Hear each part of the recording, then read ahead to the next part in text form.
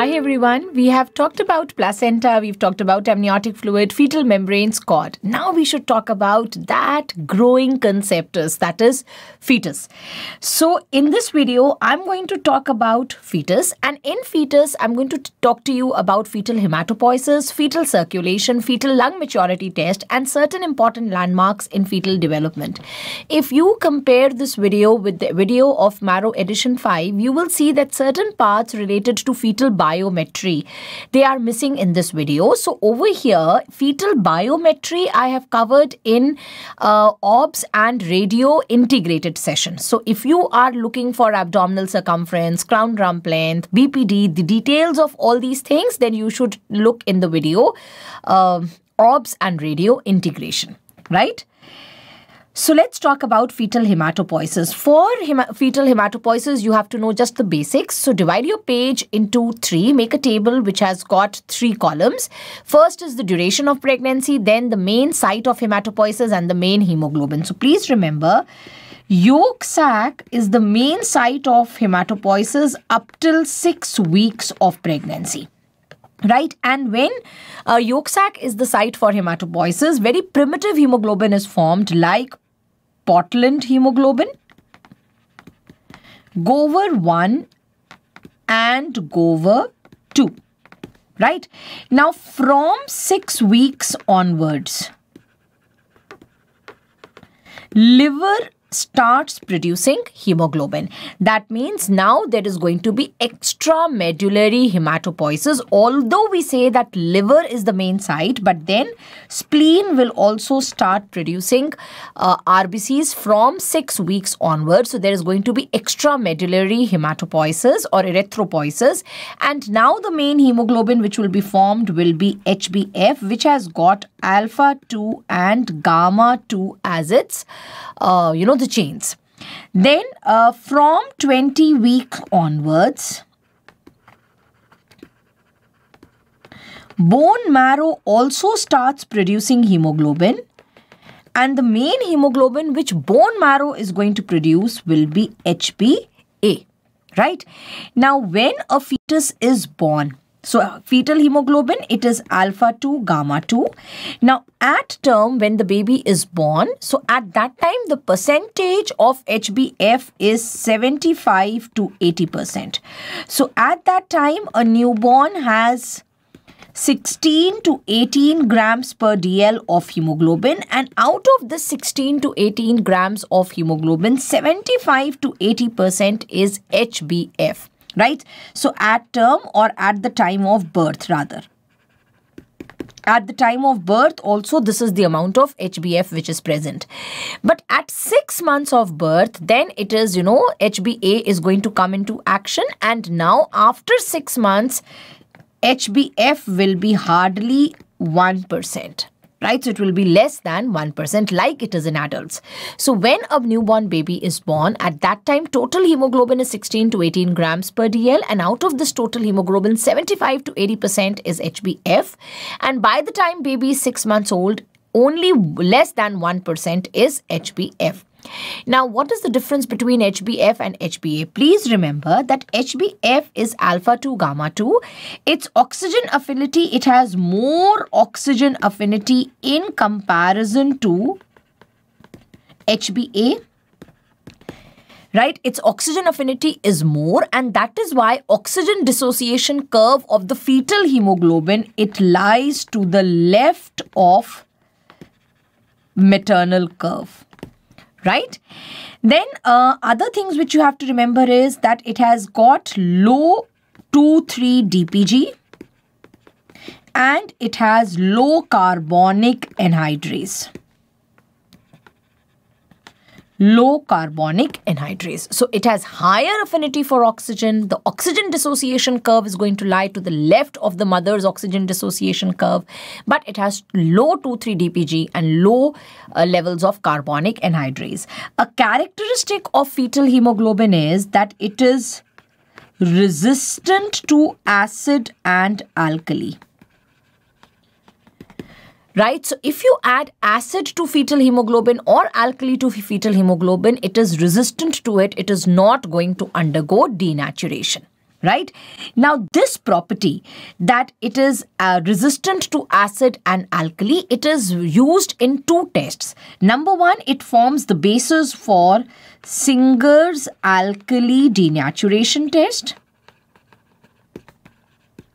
which is also called as the APT test, and it also forms the basis for Kleehor-Betke test. So these are two tests which are based on these findings, that which is based on this principle that HbF is resistant to acids and alkali.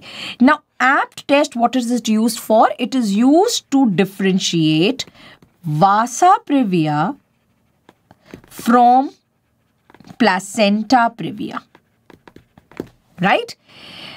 Singer's alkali denaturation test is a qualitative test, and the reagent which you use in Singer's alkali denaturation test is 1% potassium hydroxide or sodium hydroxide. In other words, you are using an alkali for Singer's alkali denaturation test, right? So 3 points about Singer's alkali denaturation test. It is used to differentiate Vasa previa. So I'm writing this again so that you don't write in the comment box that my handwriting is bad. So it is used to differentiate Vasa previa from placenta previa, right? Then Kleehor-Betke test, and it is a qualitative test, and the reagent is an alkali, 1% potassium hydroxide or sodium hydroxide. On the other hand, Kleehor-Betke test, it is used to calculate the dose of anti-D in Rh negative females. Number 1 point. Number 2, since it is calculating the dose, so it is a quantitative test, and the reagent which you use in case of Kleehor-Betke test is citric acid phosphate buffer. Citric acid phosphate buffer, because you are using an acid for doing this test, so it is also called as acid elution test. Acid elution test, right? So these are two tests which are based on the principle that HbF is resistant to acids and alkali, whereas HbA will be sensitive to acids and alkali. Now, two single liner questions which are important. What is the cardiac output of the fetus? It is 350 ml per kg per minute. And what is the cardiac output of the newborn? It is 500 ml per minute, right? Then, so now let us talk about fetal circulation. And fetal circulation, it's very easy if you understand it properly, and for that you will have to draw the diagram, this flow chart, along with me. Now, fetal circulation is very different from adult circulation in one or two aspects, and the most important aspect is in fetal circulation, the site of oxygenation is placenta. So that is one very big difference between fetal circulation and adult circulation. So first we are going to draw a placenta. Right?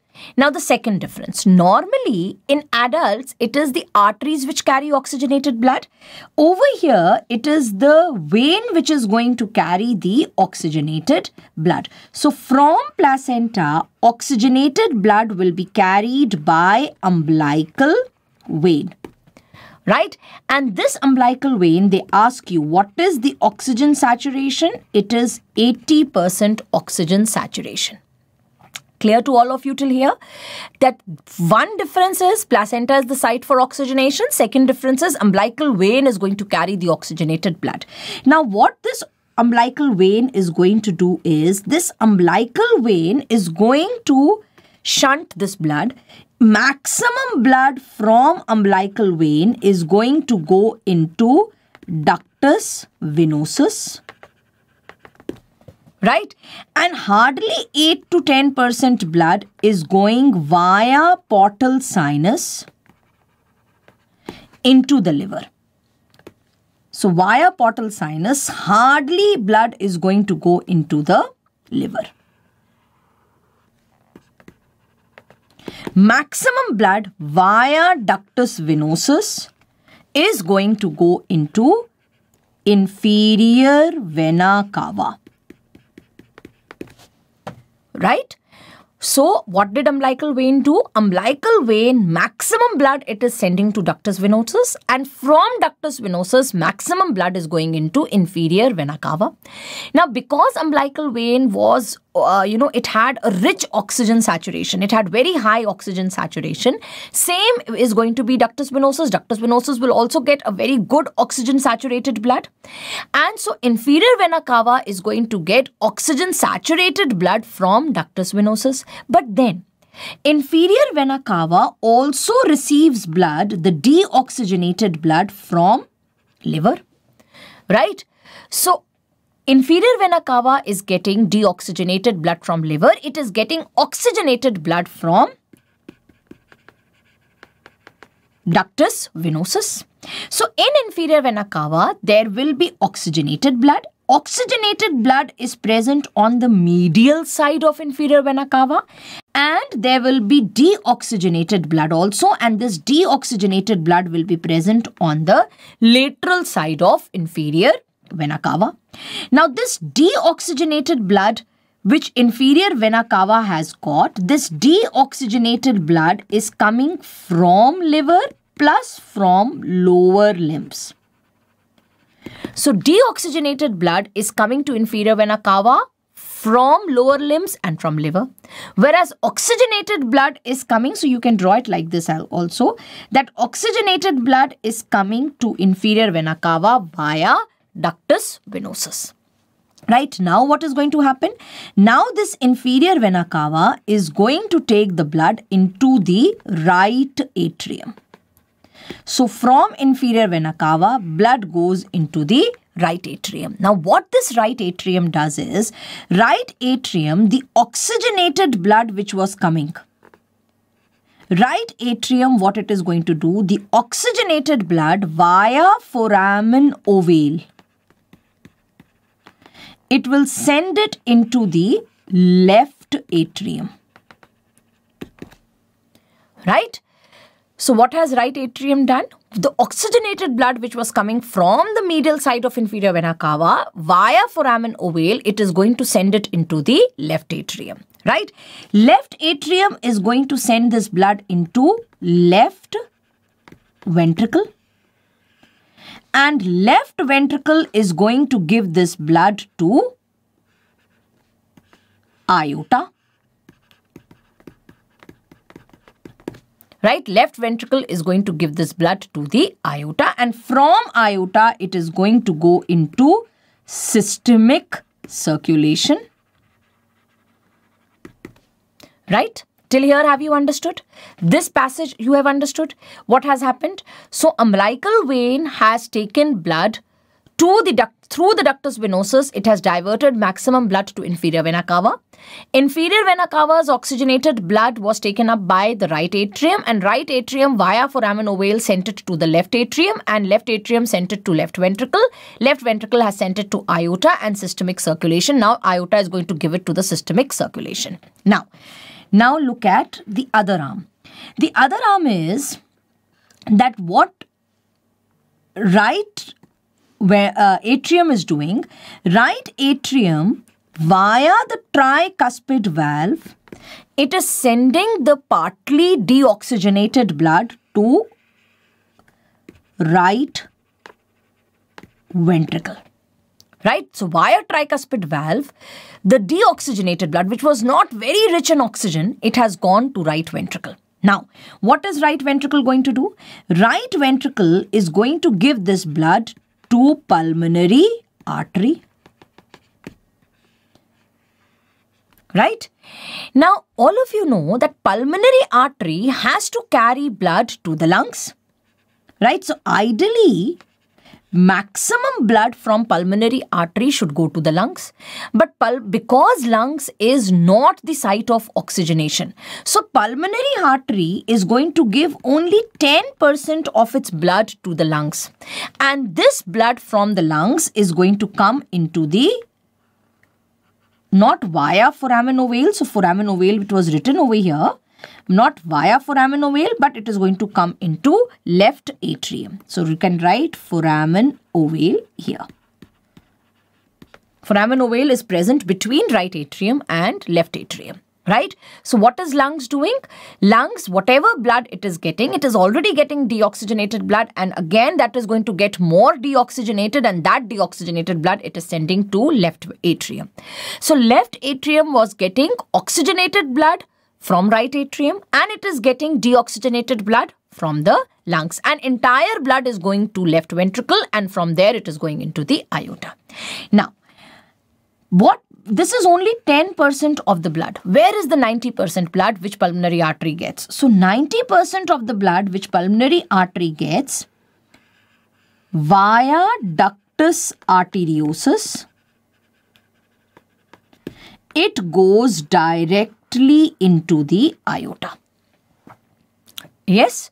So pulmonary artery has also shunted the blood. Maximum blood it has sent to ductus arteriosus, which is taking blood directly to the aorta. Only 10% blood it is giving to the lungs, and lungs are then taking it to the left atrium.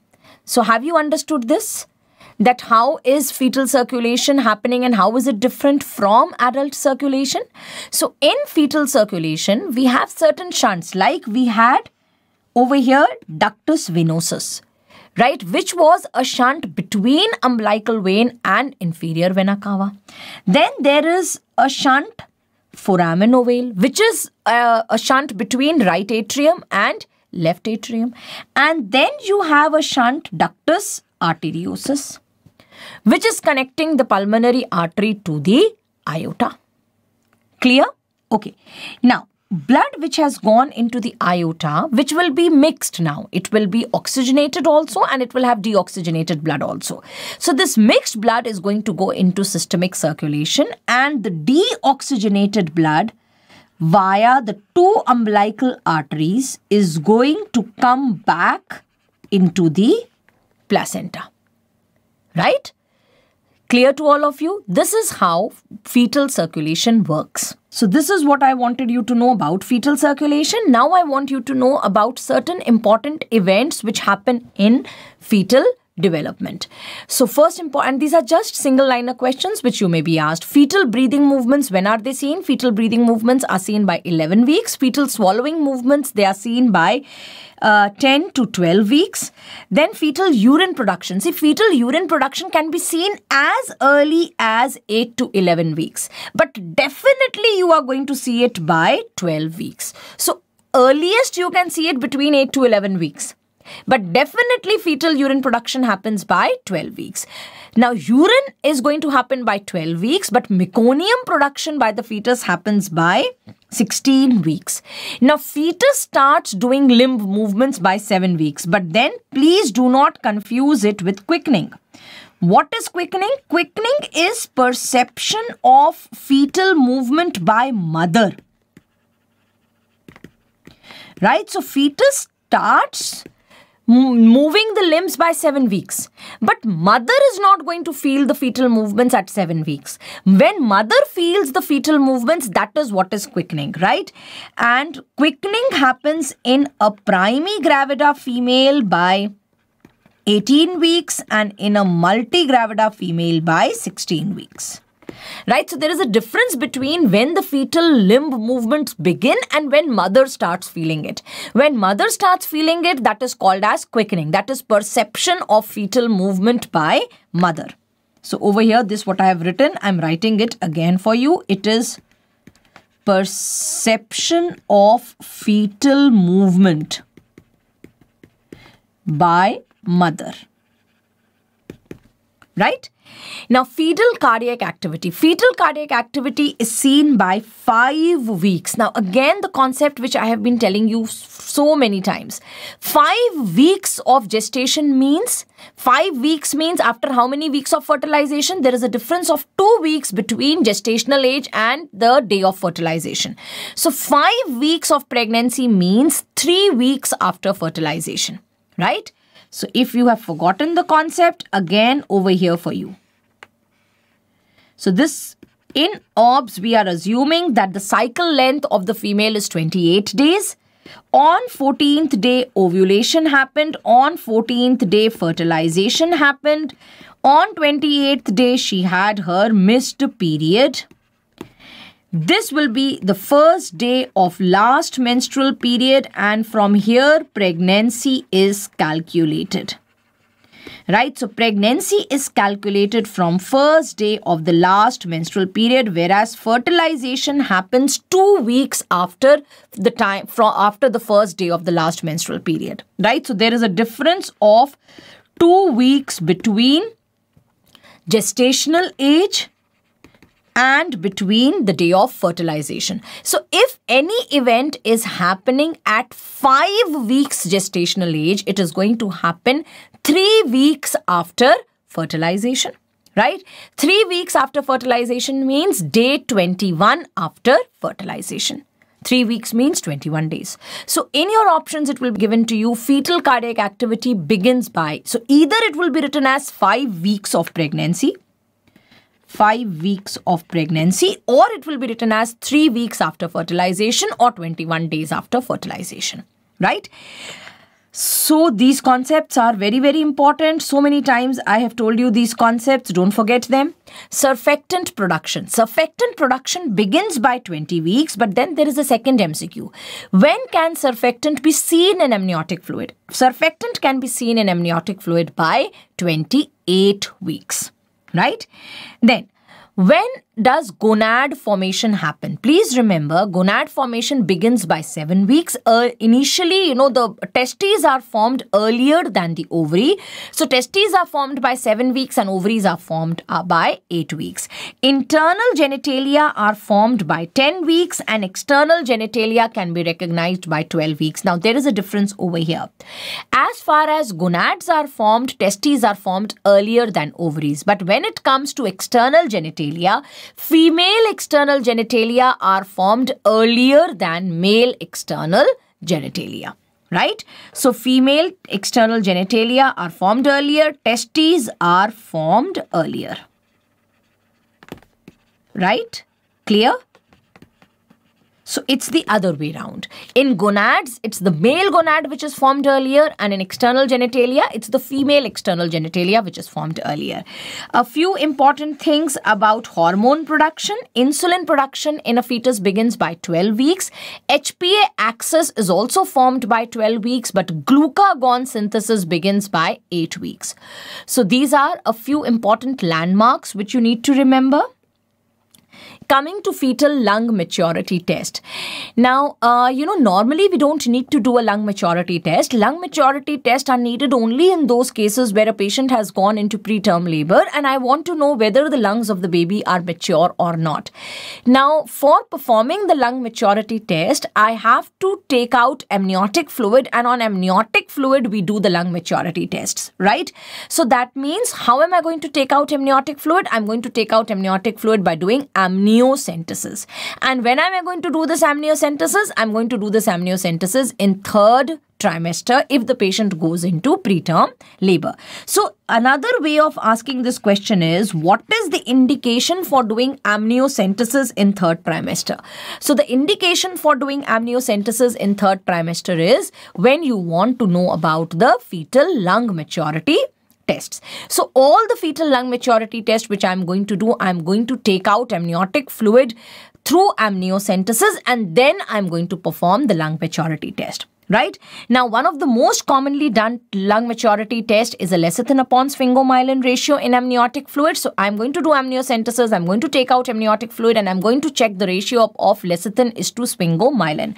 Now, if lecithin is to sphingomyelin ratio is more than equal to 2, that means lungs of the fetus are mature.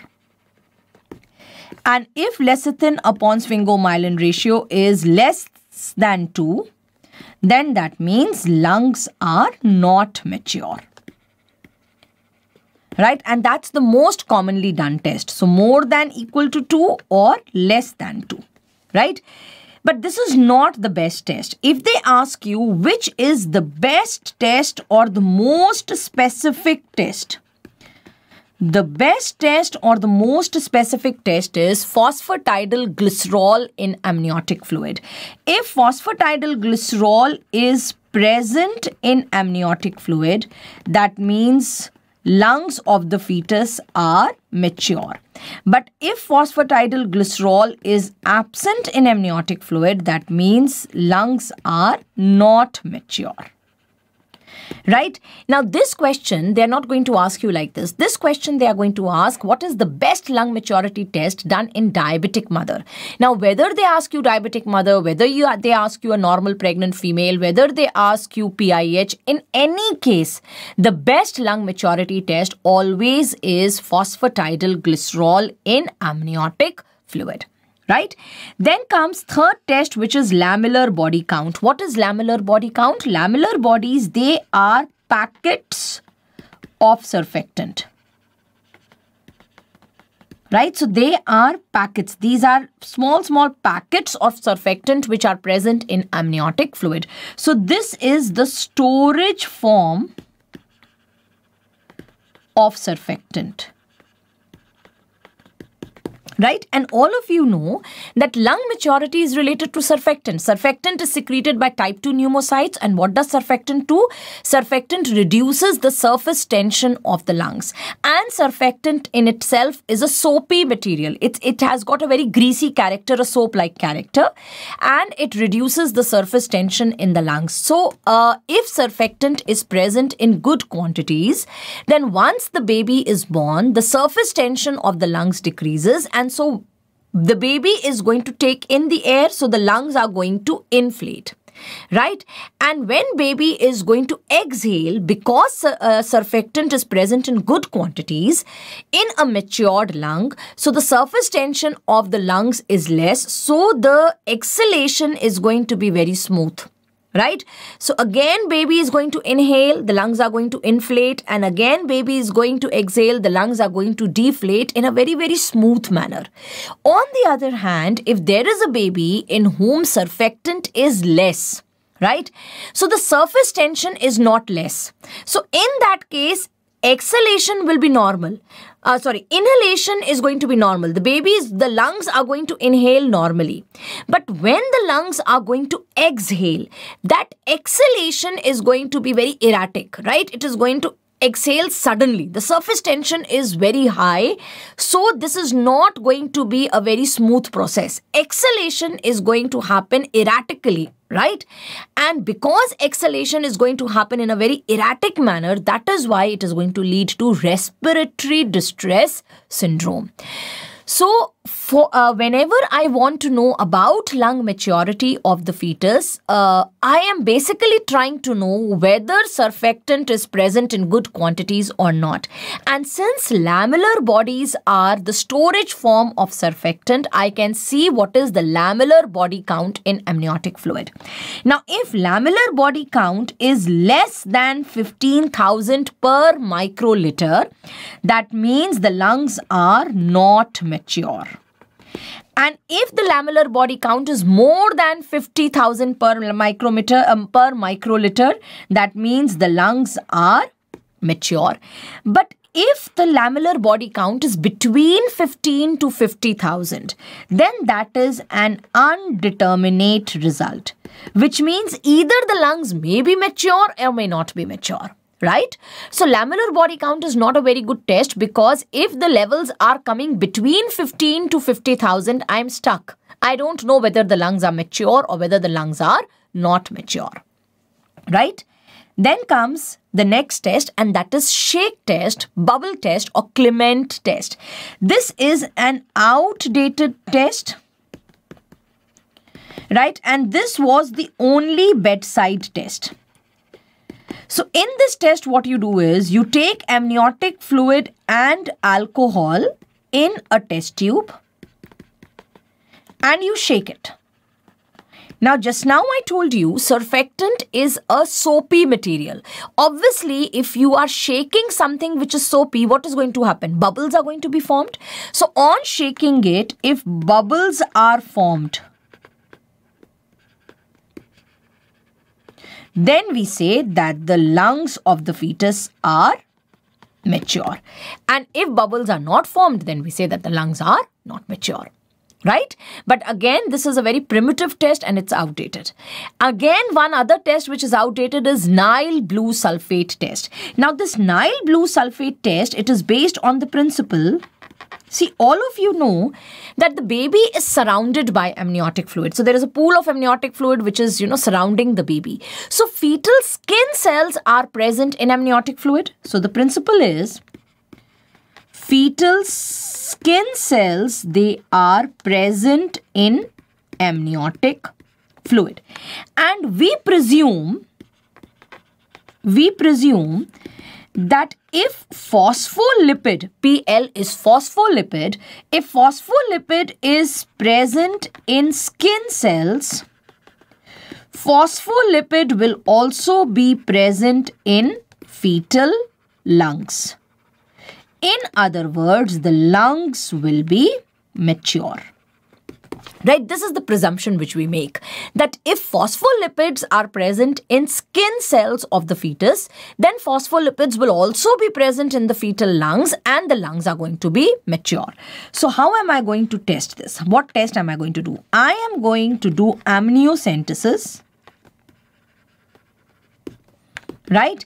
I am going to take out amniotic fluid, and to this amniotic fluid, I am going to put a dye which is Nile blue sulfate dye.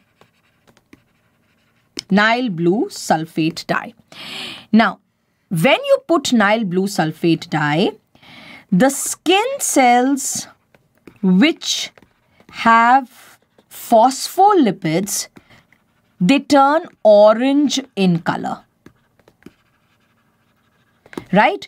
So I am going to make a slide and I'm going to see how many blue colored cells are there and how many orange colored cells are there. Right? So how many cells are orange colored? So the skin cells which have got phospholipid, they will turn orange in color. Now, if more than 50% cells are orange in color, if more than 50% cells are orange in color, that means lungs of the fetus are mature. Right? Have you understood this test? So this test is presuming, we are doing a lot of presumptions in this test, and again that's an outdated test. We are presuming that if lungs of the fetus are having phospholipids, right, that means they are mature, they have surfactant and they are mature. And we presume that if the skin cells have phospholipid, then the lungs also have phospholipid. Right? So what I'm going to do is I'm going to do amniocentesis. I'm going to take amniotic fluid and I'm going to add the dye. The name of the dye is Nile blue sulfate dye.